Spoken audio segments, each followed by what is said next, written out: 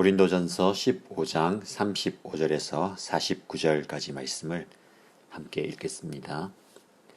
그러나 죽은 사람이 어떻게 살아나며 그들은 어떤 몸으로 옵니까? 하고 묻는 사람이 있을 것입니다. 어리석은 사람이여, 그대가 뿌리는 씨는 죽지 않고서는 살아나지 못합니다. 그리고 그대가 뿌리는 것은 장차 생겨날 몸 그 자체가 아닙니다. 밀이든지 그 밖에 어떤 곡식이든지 다만 씨앗을 뿌리는 것입니다. 그러나 하나님께서는 원하시는 대로 그 씨앗에 몸을 주시고 그 하나하나의 씨앗에 각기 고유한 몸을 주십니다. 모든 살이 똑같은 살은 아닙니다. 사람의 살도 있고 짐승의 살도 있고 새의 살도 있고 물고기의 살도 있습니다. 하늘에 속한 몸도 있고 땅에 속한 몸도 있습니다. 하늘에 속한 몸들의 영광과 땅에 속한 몸들의 영광이 저마다 다릅니다. 해의 영광이 다르고 달의 영광이 다르고 별들의 영광이 다릅니다. 별마다 영광이 다릅니다. 죽은 사람들의 부활도 이와 같습니다. 썩을 것으로 심는데 썩지 않을 것으로 살아납니다. 비천한 것으로 심는데 영광스러운 것으로 살아납니다. 약한 것으로 심는데 강한 것으로 살아납니다. 자연적인 몸으로 심는데 신령한 몸으로 살아납니다. 자연적인 몸이 있으면 신령한 몸도 있습니다. 성경에 첫사람 아담은 산령이 되었다고 기록한 바와 같이 마지막 아담은 생명을 주시는 영이 되셨습니다. 그러나 신령한 것이 먼저가 아닙니다. 자연적인 것이 먼저요. 그 다음이 신령한 것입니다. 첫사람은 땅에서 났으므로 흙으로 되어 있지만 둘째 사람은 하늘에서 났습니다. 흙으로 빚은 그 사람과 같이 흙으로 되어 있는 사람들이 그러하고 하늘에 속한 그분과 같이 하늘에 속한 사람들이 그러합니다. 흙으로 빚은 그 사람의 형상을 우리가 입은 것과 같이 우리는 또한 하늘에 속한 그분의 형상을 입을 것입니다. 아멘. 사람들은 과거에나 지금이나 몸의 부활에 대해서 의아해하고 궁금해합니다. 사람이 죽어서 육체가 흙으로 돌아가면 어떻게 부활할 수 있는지, 그리고 부활한다면 어떤 몸으로 부활할 것인지에 대해서 궁금해합니다. 이에 대해서 사도는 자연의 이치를 따라 몸의 부활을 설명합니다. 부활에 대해서 의심하는 사람들은 오늘 본문 35절에 죽은 사람이 어떻게 살아나며 그들은 어떤 몸으로 옵니까? 라고 물으면서 성도들의 신앙을 흔들었습니다. 죽은 사람들이 어떻게 다시 살아나고 그렇다면 그들은 어떤 몸으로 오느냐? 이런 질문은 곰곰이 생각해보면 타당해 보이기도 합니다. 죽은 사람이 그래서 땅에 묻혀 썩어서 흙으로 돌아간 사람이 어떻게 다시 살아나온단 말인가? 그리고 다시 살아난다면 썩은 그 몸이 어떤 몸으로 살아난다는 말인가? 이 질문은 한편 우리의 질문이기도 합니다. 근데 바울은 이런 질문을 하는 사람들에게 어리석은 자여라고 꾸짖습니다. 36절입니다. 어리석은 사람이여, 그대가 뿌리는 씨는 죽지 않고서는 살아나지 못합니다. 그리고 그대가 뿌리는 것은 장차 생겨날 몸 그 자체가 아닙니다. 밀이든지 그 밖에 어떤 곡식이든지 다만 씨앗을 뿌리는 것입니다. 그러나 하나님께서는 원하시는 대로 그 씨앗에 몸을 주시고 그 하나하나의 씨앗에 각기 고유한 몸을 주십니다. 여러분, 봄에 뿌려진 씨앗은 땅에 뿌려져 겉으로 보기에는 썩어 없어지는 것처럼 보입니다. 그러나 따뜻한 햇살을 받고 비가 내리면 죽은 듯이 보였던 씨앗이 전혀 다른 모습으로 파릇파릇 돋아나고 아름다운 자태를 지닌 풀과 나무로 자라납니다. 씨앗은 썩어지지만 다른 아름다운 형태로 변화되어 자란다는 말이죠. 마찬가지입니다. 우리의 몸도 죽어서 땅 속에 묻히면 흙으로 돌아갑니다. 그러나 부활 때에는 전혀 새로운 모습으로 부활합니다. 이 말씀은 죽음이 끝이 아니다라는 말씀입니다. 씨가 땅에 떨어져 묻혀 죽는 것이 곧 하나님께서 주신 새로운 형체로의 살아남의 시작이듯이 우리의 죽음도 끝이 아니라는 말씀이죠. 우리의 심장이 멎고 우리의 몸이 딱딱해져서 땅에 묻혀 썩을지라도 하늘의 밀처럼 하늘의 알갱이처럼 다시 살아나게 됩니다.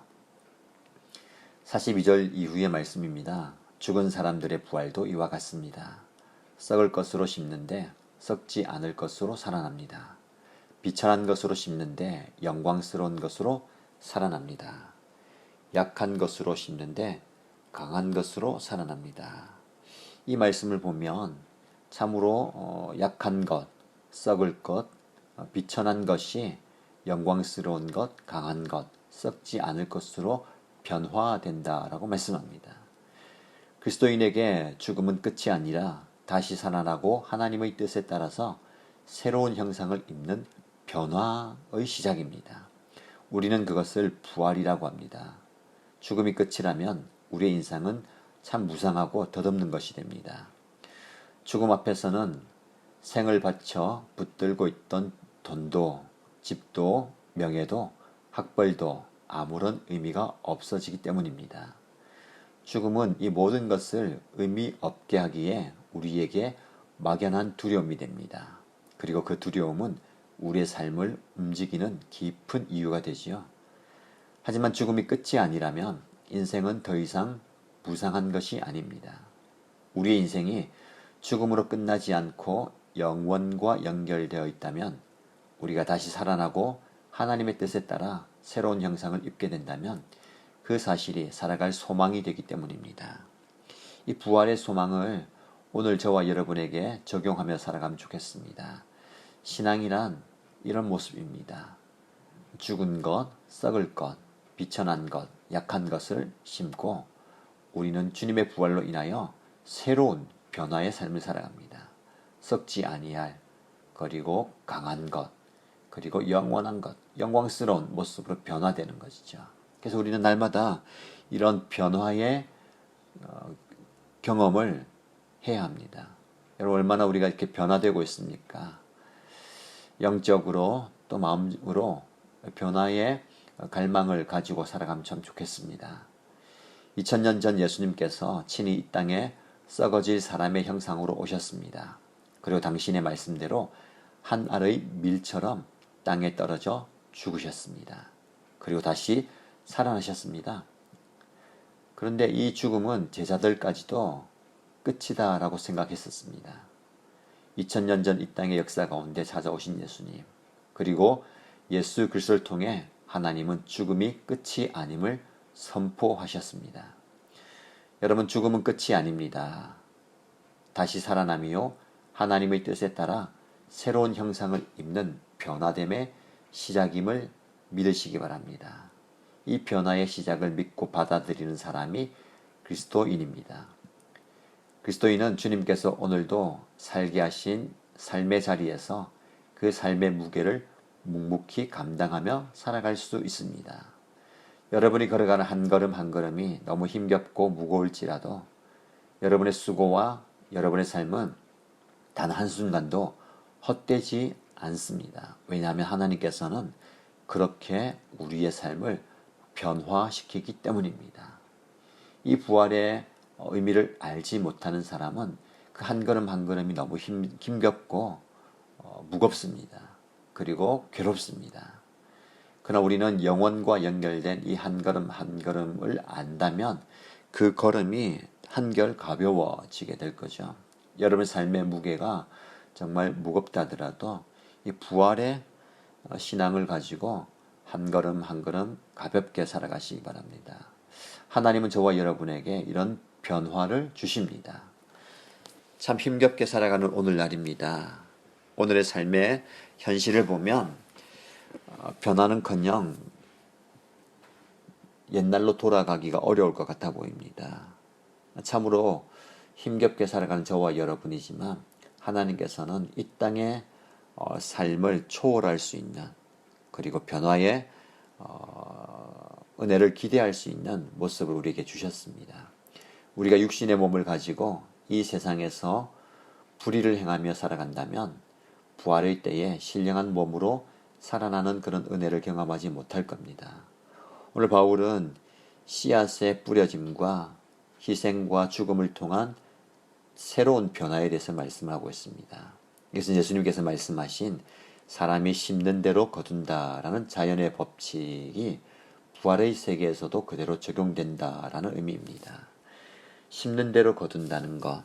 저와 여러분들은 영생을 심었습니다. 그래서 그 영생은 부활로 열매 맺게 됩니다. 여러분, 지금 우리는 무엇을 심고 있습니까?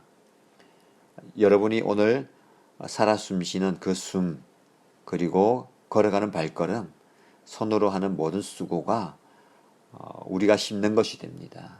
그 심는 것은 결국 우리 삶 속에 열매로 맺히게 됩니다. 아름다운 부활의 열매를 맺어가는 저와 여러분 되시길 바랍니다.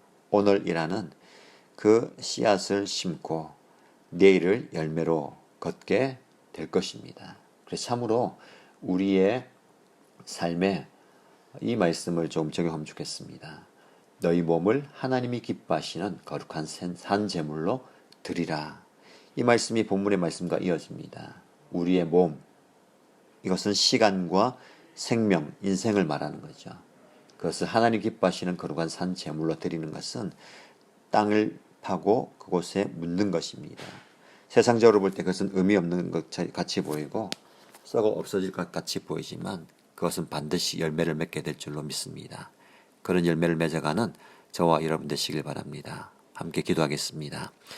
하나님 아버지, 하나님을 기다리며 살아가는 우리의 인생이지만 때때로 삶의 무게가 우리를 짓눌러 깊은 어둠과 고독 속에 헤맬 때가 참 많았습니다.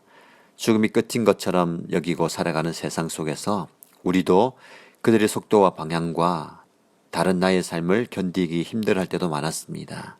그러나 하나님, 우리의 삶이 여기서 끝나는 것이 아니라 영원한 생명을 바라보는 삶인 것을 고백하고 오늘 저와 여러분이 우리에게 주어진 이 삶을 기쁘게 감당하는 우리의 모습 되게 하여 주옵소서. 하늘의 밀알이 땅에 뿌려져 썩어져 없어지는 것 같이 보이지만 그 밀은 아름다운 열매를 맺는 것처럼 우리의 작은 수고와 우리의 땀 한 방울, 우리의 발걸음과 손길이 아름답게 열매 맺기를 원합니다. 오늘 하루가 참으로 귀한 하루가 되기를 하나님의 은혜를 구하고 살아계신 예수님의 이름으로 기도드립니다. 아멘.